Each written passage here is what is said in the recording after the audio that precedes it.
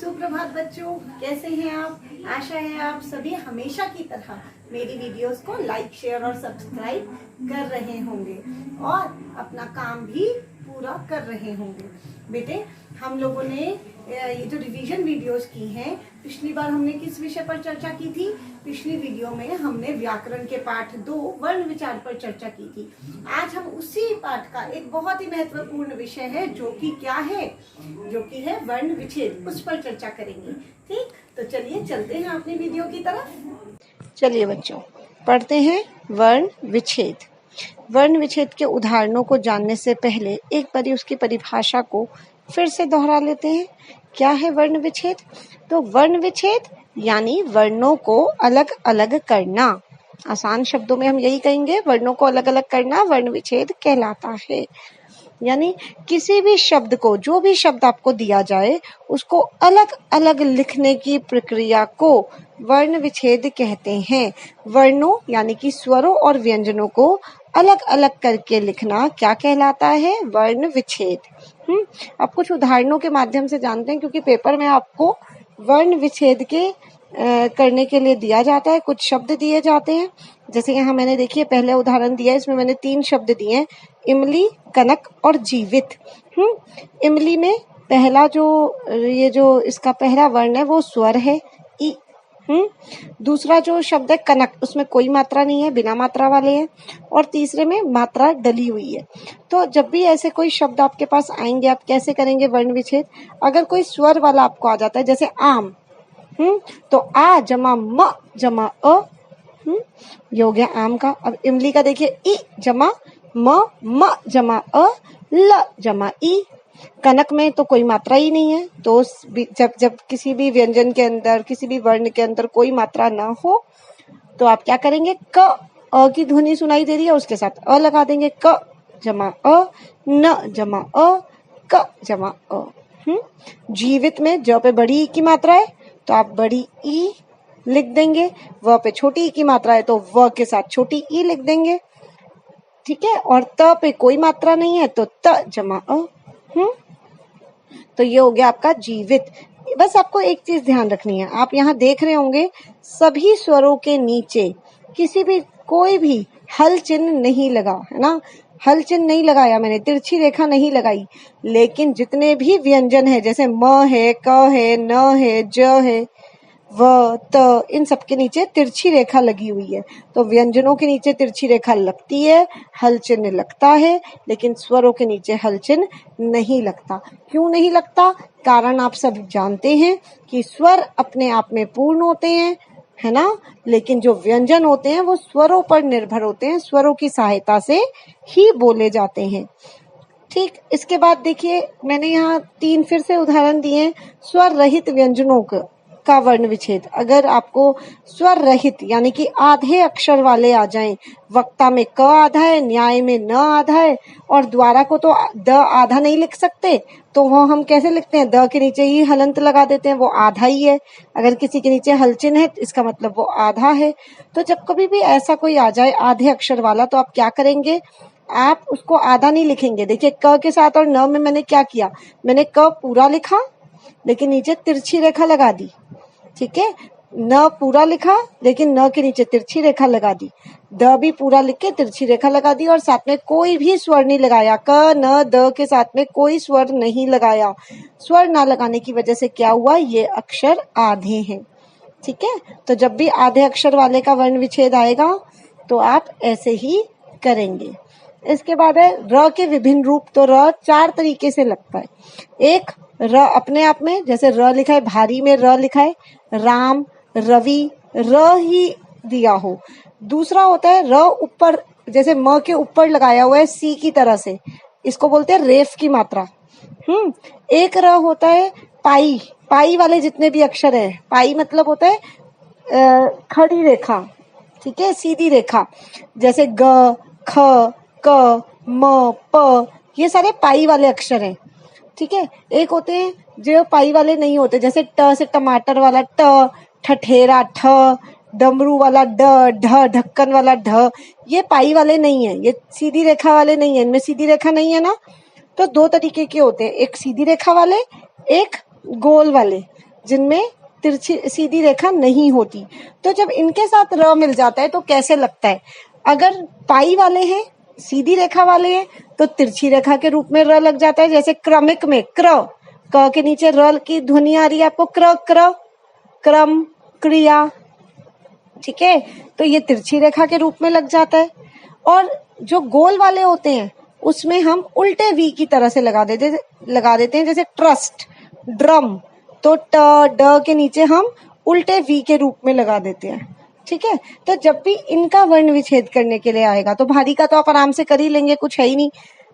धार्मिक का देखिए, धार्मिक में र ऊपर लगाए रेफ की मात्रा के रूप में, तो ये रेफ की मात्रा में र जिस भी व्यंजन के ऊपर लगा होता है, ठीक है, वो उससे पहले लगता है, ठीक है। पहली बात, ऊपर सी की तरह से जब भी र लगाया जाता है, ऊपर र जब भी लगाया जाता है, तो वो जिस भी अक्षर के ऊपर है, जिस भी व्यंजन के ऊपर है, उसका उच्चारण उससे पहले होगा। जैसे धार्मिक, तो र की ध्वनि पहले सुनाई दे रही है, तो पहले मैं धा लिखूंगी, ध आ धा, फिर र लिखूंगी, धार, ठीक है, र। लेकिन आप देख रहे होंगे र के साथ मैंने कोई भी स्वर नहीं लगाया। लगाया क्या? र के बाद अ, ई, उ कुछ भी नहीं लगाया। क्यों? क्योंकि यहाँ आपको एक नियम याद रखना है कि जब भी कोई व्यंजन ऊपर होता है, दो व्यंजन एक साथ होते हैं, जैसे र ऊपर है, म नीचे है, तो ऊपर वाला व्यंजन आधा होगा और नीचे वाला पूरा होगा। तो यहाँ पे र ऊपर है, म नीचे है, तो र आधा है और म पूरा है। आप इसको ध्यान में रखना, इस चीज को। तो र ऊपर था इसीलिए र आधा, फिर म नीचे है तो म पूरा है, तो म के साथ में ई, छोटी ई की मात्रा लगी हुई है तो मैंने छोटी ई लिख दिया, फिर क जमा अ। नेक्स्ट है क्रमिक, तो क के नीचे तिरछी रेखा लगी हुई है, वो र ही है ना। तो अब इसमें भी क ऊपर है, र नीचे है। पहले वाले में र ऊपर था और म नीचे था, अब उल्टा हो गया, क ऊपर चला गया और र नीचे, यानी कि अब इसमें क्या हो गया, इसमें ऊपर वाला अक्षर आधा, यानी कि क आधा है। तो मैंने क के साथ में, आप देखेंगे यहाँ मैंने कोई स्वर नहीं लिखा, लेकिन नीचे र है तो र के साथ में अ लिखा है, ठीक है। और ट्रस्ट में भी आप देखेंगे ट ऊपर है, र नीचे है, तो ट आधा और र पूरा, ठीक है। अब अनुस्वार वाले देख लेते हैं। अनुस्वार मतलब एक बिंदी लगाते हैं हम, ठीक है। जैसे गंगा, चंचल, भूमंडल, चंदन, संबंध, ये मैंने कुछ शब्द आपको लिख के दिए हैं। इन सब में आप देख रहे हैं एक बिंदी लगी हुई है। तो अनुस्वार के ना दो नियम होते हैं। पहला तो अनुस्वार की जगह हमेशा पंचमाक्षर लगता है। पंचमाक्षर क्या होता है? पंचमाक्षर होता है पंचम अक्षर। पंचम मतलब पांचवा, पांचवा अक्षर। पांचवा अक्षर किसका? जब आप वर्णमाला पढ़ते हैं तो पहले जो 5 वर्ग होते हैं, मैंने साइड में लिखे हुए हैं, अगर आप देखेंगे तो क वर्ग, च, ट, त, प, 5 वर्ग होते हैं ना, क, च, ट, त, प। इन 5 वर्गों का पांचवा अक्षर, जैसे क, ख, ग, घ, अंग, तो पांचवा अक्षर कौन सा है? अंग। च का पांचवा अक्षर है य, ट का अड़, त का न और प का म। ये पंचम अक्षर है। इन्हें आपको याद करना जरूरी है, क्योंकि जहां पर भी अनुस्वार आएगा, जिन भी शब्दों में अनुस्वार आएगा, आपको क्या करना है? उसकी जगह पंचम अक्षर लगाना है। अब पंचम अक्षर तो अलग अलग है, कहीं पे अंग है, कहीं पे इ है, कहीं पे अणा है, कहीं पे न है, कहीं पर म है। आप कैसे जानेंगे कि इस बिंदी की जगह में कौन सा पांचवा अक्षर लगाऊं? तो उसके लिए आपको क्या ध्यान में रखना है? आपको देखना है बिंदी के बाद कौन सा अक्षर दिया हुआ है। जैसे गंगा में बिंदी के बाद ग दिया हुआ है। अब ग किस वर्ग में आता है? ग आता है क वर्ग में, क ख ग, है ना, ग क वर्ग में आता है ग, तो क वर्ग का पंचमाक्षर लगा दीजिए। जैसे मैंने बिंदी की जगह आप देखेंगे अंग लगाया हुआ है। चंचल में देखिए बिंदी के बाद च दिया है, च कौन से वर्ग में आता है? दूसरे वाले वर्ग में, च, है ना, और उसका पंचमाक्षर क्या है? य, तो आप देखेंगे मैंने बिंदी की जगह य लगा दिया। फिर भूमंडल, मंडल में म के बाद बिंदी है, ड से पहले, डमरू वाले ड से पहले, तो ये डमरू वाला ड किस वर्ण में आता है? ट वर्ग में आता है, ट, ठ, ड, ढ, अणा, तो मैंने बिंदी की जगह अणा लगा दिया।